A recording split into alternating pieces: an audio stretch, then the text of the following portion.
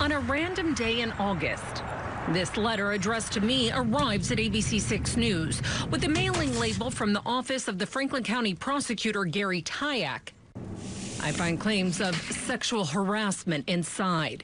The author, who addressed themselves as an out-of-options abuse advocate, writes she is a female employee of the prosecutor's office and is being harassed by male prosecutors. 14th floor, prosecutor's administrative offices. How egregious can these cases become? They can be horrific at times. The letter tells me it's horrible to come in every day and hear comments about my body and see them laugh when they, quote unquote, accidentally brush up against us. Female interns also complain. Some leave because they can. I cry every night before I have to come into the office. Not having any meaningful response so that she felt she needed to reach out to you, that's not a good sign of a good employer. The letter states HR Director Francine Madison was notified and nothing has been done. What an employer is legally required to do is take prompt and effective action so the harassment stops. John Marshall is an employment attorney who owns Columbus law firm Marshall, Foreman and Schlein. Fred Gittes manages the Gittes Law Group. Neither is representing anyone from the prosecutor's office. I reached out to them both for their industry expertise to review the little information I had. If they did an investigation, it would be pretty clear whether this was an accident that happened over and over and over again. After receiving this anonymous letter, I requested copies of all sexual harassment complaints within the last 5 years, findings, and investigative notes. 3 months later, this is what I uncovered. I received one complaint made by a legal intern to HR in March of this year. In April, a disciplinary document targeting a male assistant prosecutor stated female employees reported he stares at their chests. It makes them feel uncomfortable by his unwanted attention. HR wrote 6 employees described him as unprofessional, overpowering, demeaning, and intervenes officiously in the personal affairs of others. I stress that word, personal affairs, so it's not work-related. When does a case like this cross the line and violate federal law? Where an employer becomes liable for money damages and attorney's fees and even punitive damages depends on whether the harassment is severe or, not and, severe or pervasive. HR stated its investigation did not substantiate any ill intent. That same month, he received a $3,500 bonus. In May, his supervisors gave him his own office, but here is the biggest concern for our legal experts. I received the anonymous letter in August and sent my records request that same month, but this disciplinary document had yet to be signed. Not to have someone sign a coaching, I don't think that's standard policy. The disciplined assistant prosecutor did not complete sexual harassment training until September, signed the document in October. It was given to me in November. Should the county have some concerns right now as to what we see based here? on the three or four pieces of paper that I've seen, yes. I consulted my own HR director at ABC 6 News, who told me best practices for a sexual harassment investigation include alerting all HR supervisors. According to the organizational chart, the supervisor for Francine Madison is first assistant Ed Leonard. His supervisor, County Prosecutor Gary Tyack. While Prosecutor Tyack politely declined my request for an interview, his PR firm told me the male prosecutor investigated had a sit-down with the HR department in April to discuss the written coaching document. They say it was not signed immediately since the employee was given opportunity to review it. But HR did not realize until my records request 4 months later that it was not signed. Does that show that the HR was doing any sort of follow-up in this case? Well, you just used the words, we forgot about it. It is very difficult for anyone to believe they were taking meaningful action to stop this.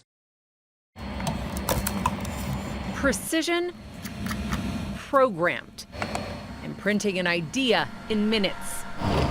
But a desired design for many is hello, come on up. Their own home. Can you tell with a newborn this is a small living space?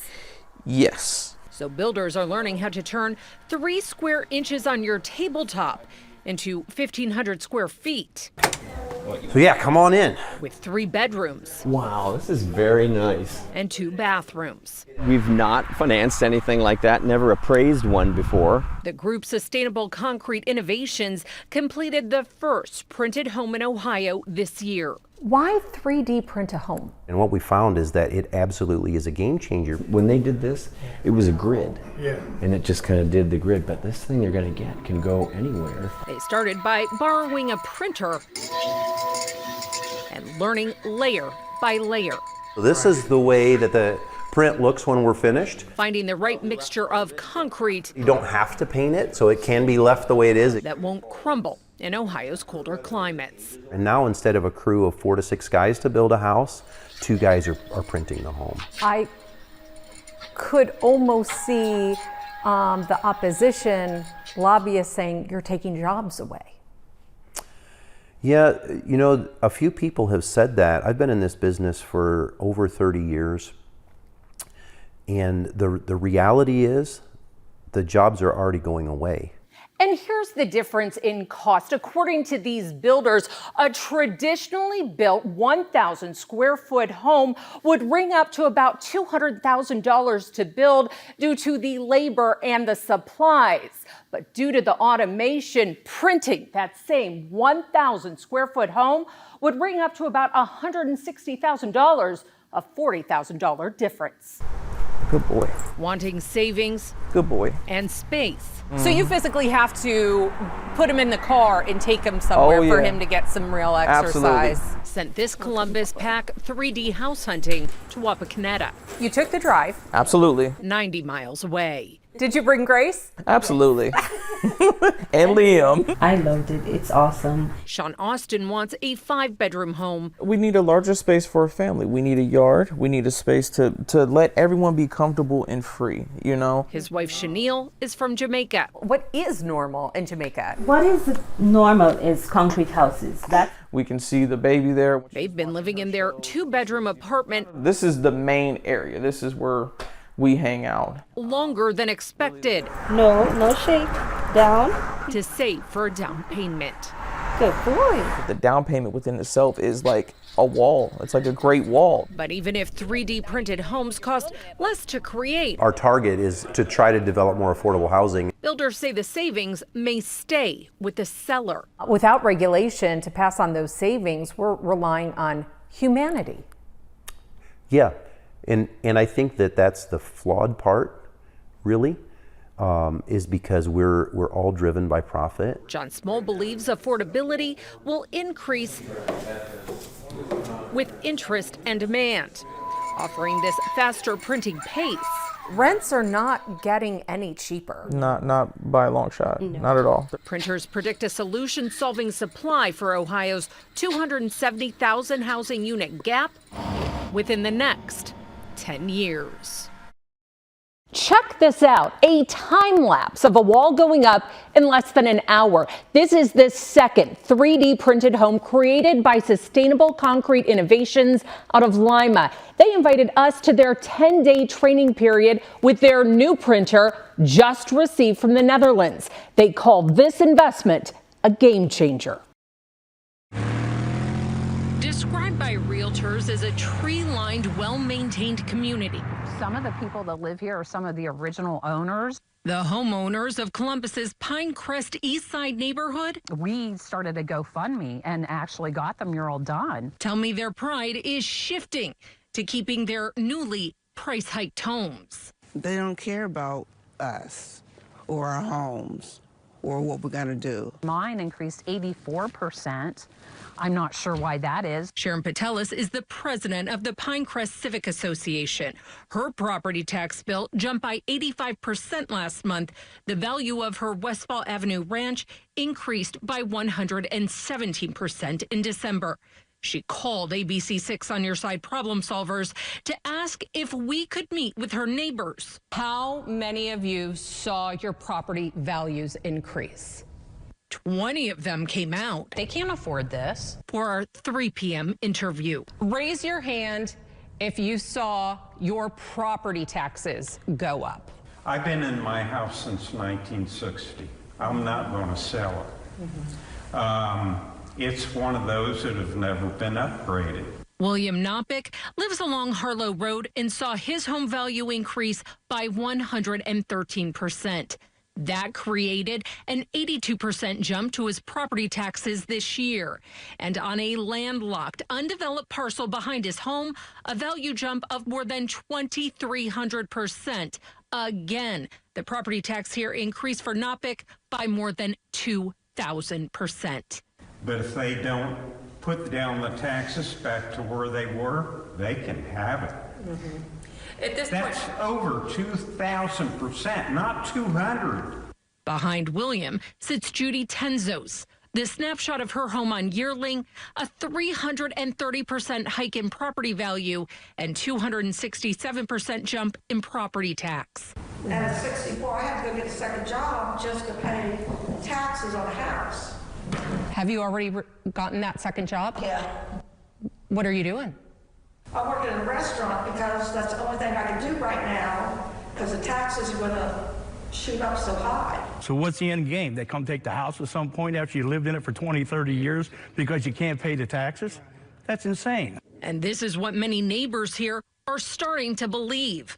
While county treasurers file a portion of the foreclosure cases, Licking, Delaware, and Franklin counties are all seeing their foreclosure numbers increase, but not yet to pre-pandemic levels. You feel like you are purposely being forced out. It's right here. It's just every time it rains, it just leaks. Violations to fire codes, health codes. We just pile it right there, and the city comes and picks it up once a week. And Prairie Township's new building maintenance code. Do you feel like you're slipping through the cracks? Yeah, and it's not just the owner. It's not. They've been lying to us for a while. Amy Thacker moved into Galloway Village Apartments 2 years ago with her family, paying $200 a month more in rent now, even though Prairie Township says property owners are not keeping up with services. You're saying people could lose their lives on this property. It is that dangerous. According to our fire marshal, absolutely. After a series of expensive trash cleanups on the property and inspections. Feels like you're chasing a ghost. Hey, yes. Township Administrator James Jewell tells me notices of violations and case filings sent certified mail to the property have been returned. There's nothing can give me a name of a person who owns the property. How is it that a township administrator does not know who owns the largest apartment complex in your community? You know, all we can do is go off of what property records show and, you know, what the title work was and what's been recorded, and we can look up and see who signed for it. The name on record for Galloway Village Apartments, Galloway Apartments LLC.